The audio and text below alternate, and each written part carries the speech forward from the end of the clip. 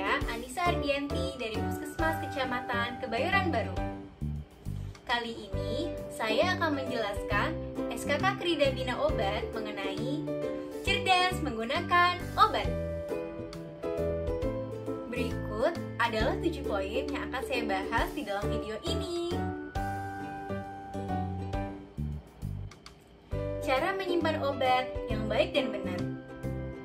Pertama, hindari obat dari jangkauan anak-anak. Kedua, simpan obat dalam kemasan asli dan wadah yang tertutup rapat. Ketiga, hindari obat dari terkena sinar matahari langsung.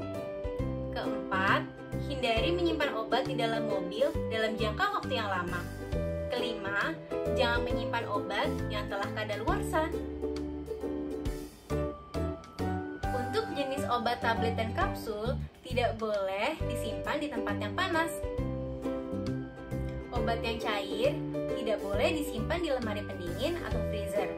Sedangkan obat untuk vagina dan juga anus wajib disimpan di lemari pendingin karena pada suhu ruang akan menyebabkan cair. Dan obat jenis aerosol tidak boleh disimpan di dalam suhu yang tinggi karena akan menyebabkan ledakan. Tanda-tanda obat yang rusak.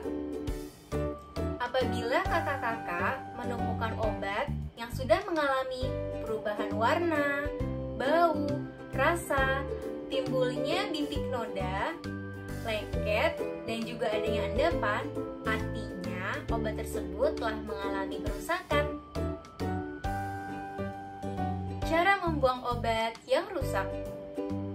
Untuk obat yang rusak dapat dibuang melalui 2 cara. Obat yang padat dapat dihancurkan kemudian ditimbun di dalam tanah. Untuk obat cair dapat langsung dibuang melalui saluran air. Cara membuang kemasan obat. Terdapat 2 cara membuang kemasan obat. Yang pertama, wadah berupa botol bisa dilepaskan etiket obatnya terlebih dahulu beserta tutup botol, baru dibuang ke tempat sampah. Hal ini bertujuan untuk menghindari adanya penyalahgunaan wadah bekas obat. Dan yang kedua, wadah berupa box bisa digunting terlebih dahulu sebelum dibuang ke tempat sampah. Obat-obatan pada pertolongan pertama. Yang pertama, obat diare. Untuk mencegah dehidrasi, bisa diberikan larutan garam oralit. Jika tidak ada, kita bisa menyiapkannya sendiri menggunakan campuran 1 sendok makan gula pasir ditambah 1 sendok teh garam yang dilarutkan dalam 1 liter air. Untuk anak-anak bisa diberikan larutan garam oralit dan juga zinc. Untuk menghentikan diare, bisa diberikan obat jenis norit. Nah, di bawah ini merupakan hal-hal yang harus diperhatikan dalam pemberian obat diare. Untuk bayi yang masih diberikan ASI, ASI tetap dilanjutkan dengan pemberian 3 jam sekali. Dan untuk bayi yang diberikan susu formula, tetap bisa dilanjutkan dengan diselang-seling dengan air putih dalam jumlah yang sama banyak setiap 3 jam sekali. Jika hari kedua penderita diare masih mengalami hal yang sama, bahkan mengalami perburukan, artinya harus segera dibawa ke puskesmas ataupun rumah sakit. 2. Obat penyakit kulit. Untuk mencegah infeksi luka, bisa diberikan obat povidone iodin sebagai antiseptik. Untuk biang keringat, bisa diberikan bedak salisil. Dan untuk mengobati panu, kadas, dan juga kurap, bisa menggunakan obat yang mengandung asam salisilat, asam benzoat, iodium dalam larutan yang mengandung alkohol. 3. Obat batuk. Untuk meredakan batuk, kakak bisa banyak mengkonsumsi air hangat ataupun bisa juga mengkonsumsi madu dan tablet hisap pelega tenggorokan. Untuk jenis obatnya bisa kakak tanyakan sendiri kepada apoteker di apotek ya.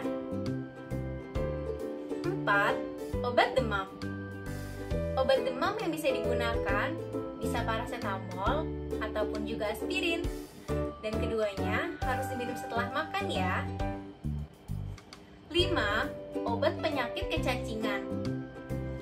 Terdapat 2 jenis obatnya. Yang pertama, piperazin, dan yang kedua, pirantel pamoat. Kedua jenis obat ini bisa dibeli tanpa menggunakan resep dokter. 6. Obat luka bakar ringan.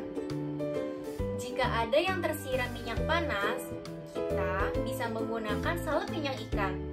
Jikalau tidak ada, bisa digantikan menggunakan margarin ataupun minyak goreng yang dingin.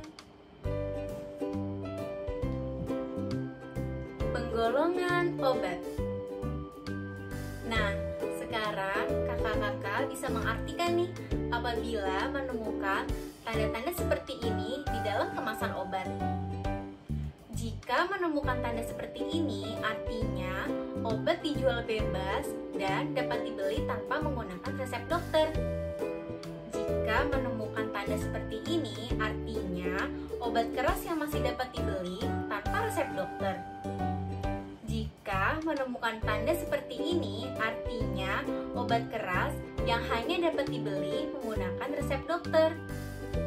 Jika menemukan tanda seperti ini, artinya obat jenis psikotropika yang hanya dapat dibeli menggunakan resep dokter.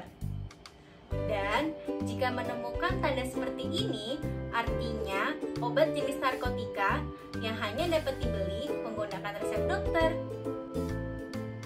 Hal-hal yang harus diperhatikan dalam menggunakan obat.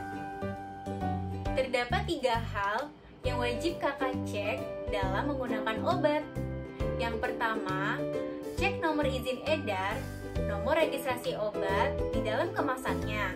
Contohnya seperti tulisan berikut. Kedua, jangan lupa cek masa kadaluarsanya ya. Dan yang ketiga, cek tulisan peringatan dan perhatian di dalam kemasan obat. Contohnya seperti berikut. Sekian materi yang saya sampaikan. Sampai jumpa dan